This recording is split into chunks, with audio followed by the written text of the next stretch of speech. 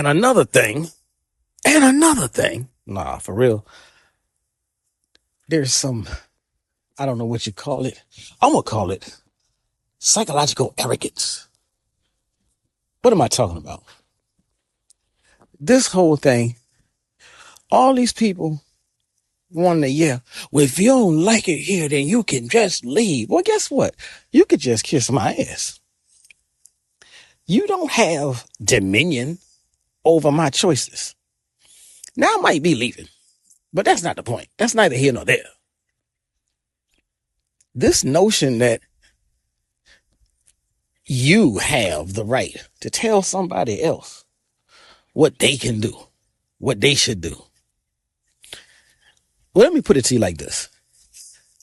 I'm well within my rights to stay here and still hate this place. I'm well within my rights to stay here and love this place. That's my choice. That's up to each individual. It's none of your business. It's absolutely none of your business. If somebody loves the country that they were born in, that's great. Kudos for them. It's none of your business. If somebody hates the country they were born in, that's up to them. It's none of your business. And so that's what I mean when I say the psychological arrogance, the nerve of you. The high horse that you rode in on needs to be, well, they can turn that horse into glue as far as I'm concerned. So whether it's, and this goes regardless of, like, there was a time when you only heard that kind of talk from the Yurugu folk. But I swear, the longer that we remain in this captivity of ours, the more we take on the ideologies, the ideas, the cultural sensibilities of the Yurugu.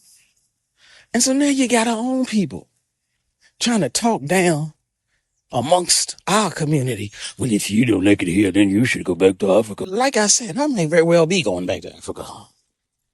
But whether I go back or not,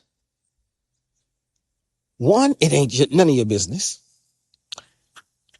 Two, I mean, unless you're going to contribute to my GoFundMe page, unless you're going to cash at me, unless you're going to send me some PayPal dollars and cents, what makes you think I already know the answer? It's the psychological arrogance. Well, let me ask you this. Why does it hurt your sensibilities so much that someone does not, that someone could not, that someone might not like this country, that they might not like this country's culture, this country's atmosphere?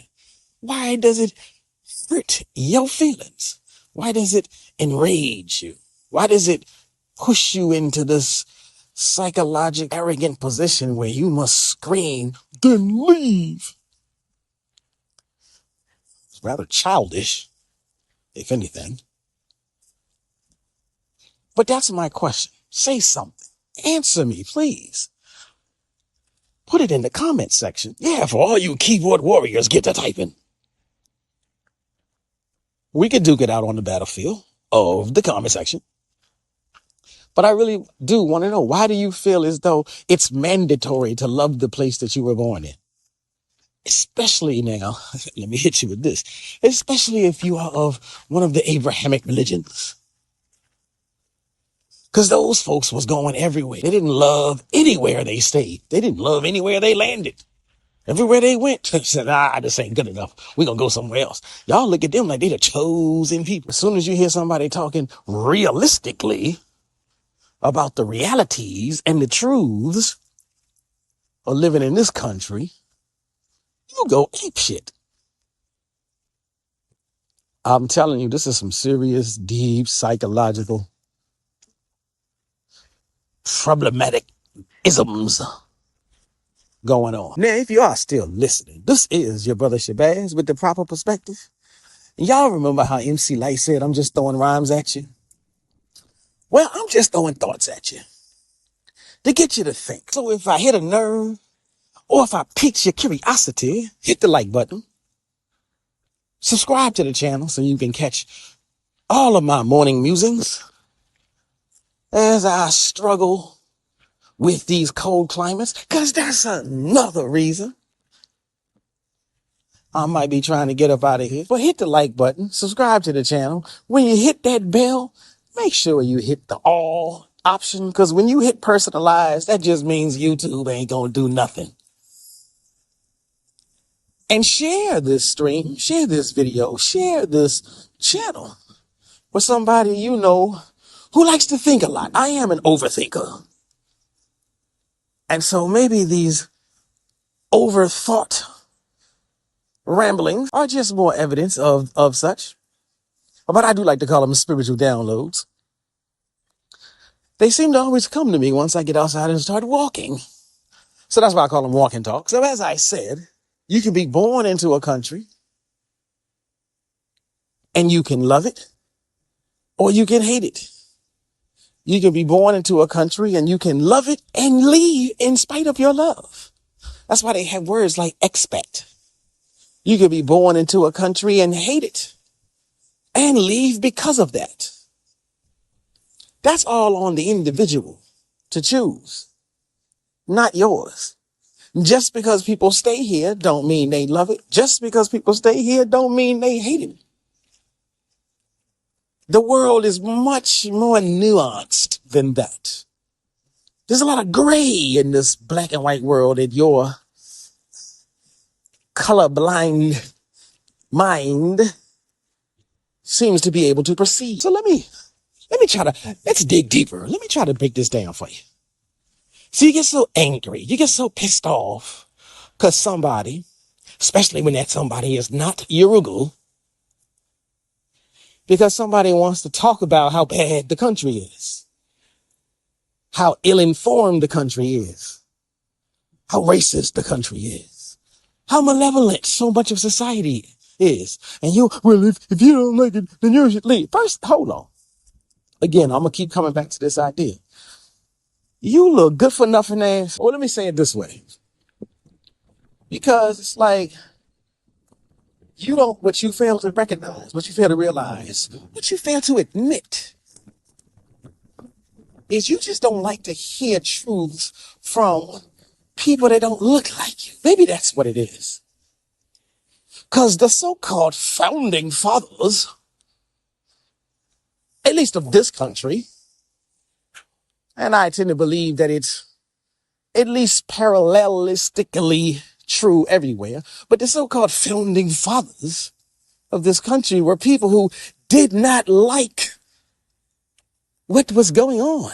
They did not like the air of the society as it is. They wrote about how this needs to change. They spoke about how that needed to change. So just because somebody is talking a lot of smack about the country don't mean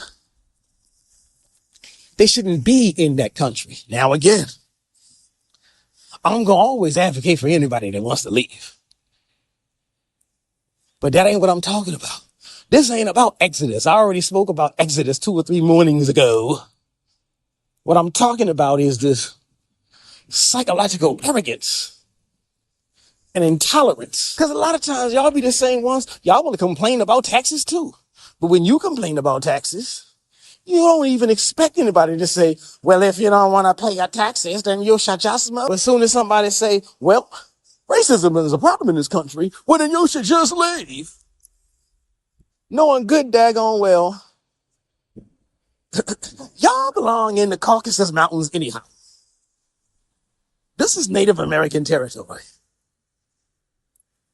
So we can stay as long as we so desire. If anything, we would leave when the Native Americans get together and be like, y'all can go. If, that's a huge capital if, but that's the only allowance that I would give you.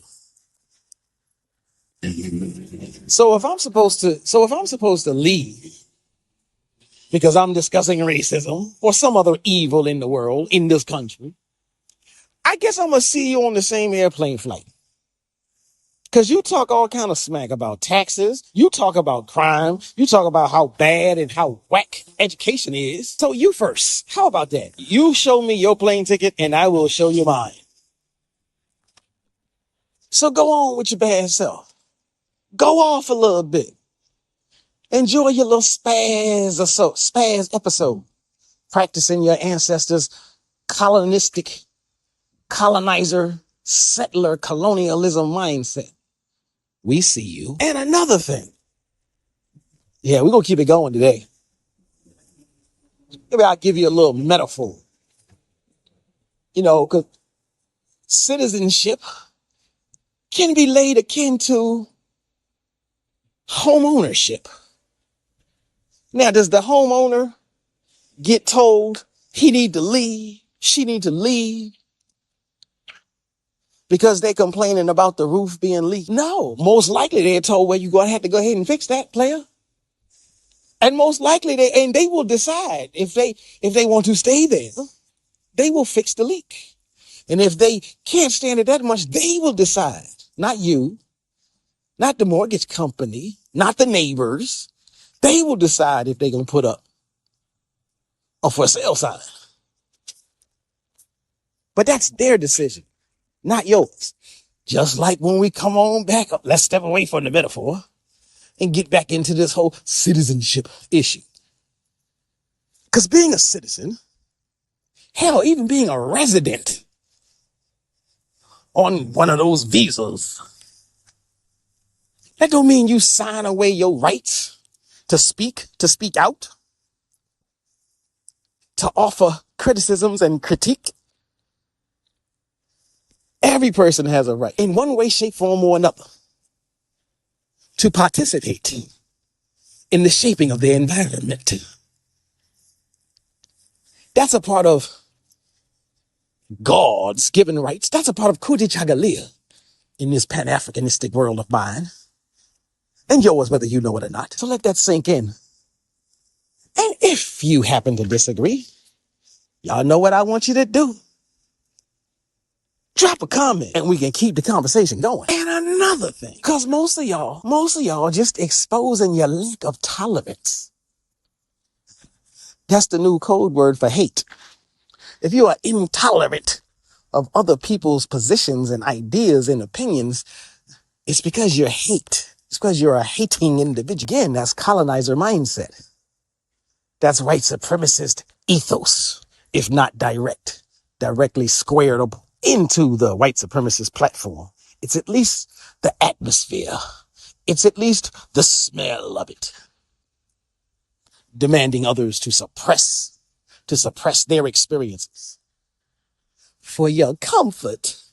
Your lily white comfort, because that's all it is. It ain't got nothing to do with love of country. It ain't got nothing to do with patriotism. Because like I said, all of your founding fathers had all kind of clap back for the governing systems of the day. Now, aside from all of the, as long as we are a multicultural society, and I know for some of y'all, the coming tyranny,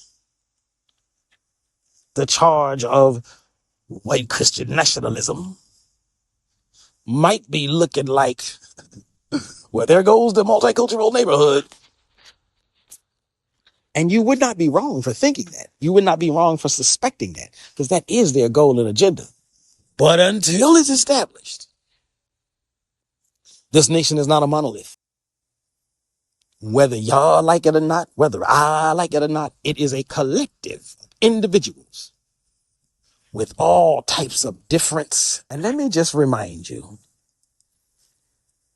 loving the country and criticizing the country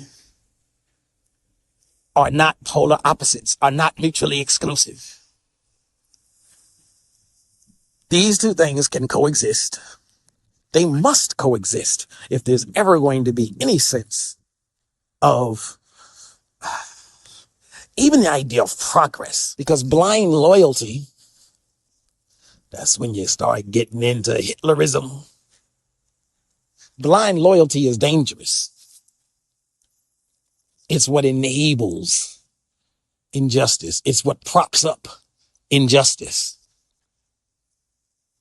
It's what allows it to mushroom and grow and fester. Somebody once said, The true measure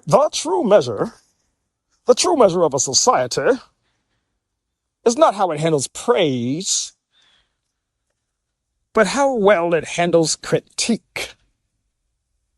If you're too fragile to accept, to deal with, to manage criticism without having a temper tantrum, well, the therapist's offices are always open. There's a sofa waiting for you somewhere. Now, again, you ain't got to agree with me. You can disagree until you're blue in the face, until the cows come home, and until pigs fly. But disagree in the comment section. So, now I may have forgotten to greet you all with peace and prosperity. Grand rising, everybody. This is Shabazz with the proper perspective. This is my morning walk and talk, my morning musings. Just a little quick, brief, or maybe not so brief, spiritual download. Make sure you like, share, and subscribe. Make sure you like, share, and subscribe, and I will see you, I will hear you, I will see you if you make comments on the next episode of Walk and Talk. Peace. Shabazz, break it down with the proper perspective. So much controversy and a lot of deception. You don't know who's coming through with the light and reflection, and whose mouth is mumbling, trick knowledge deceptive. Shabazz, break it down with the proper perspective. So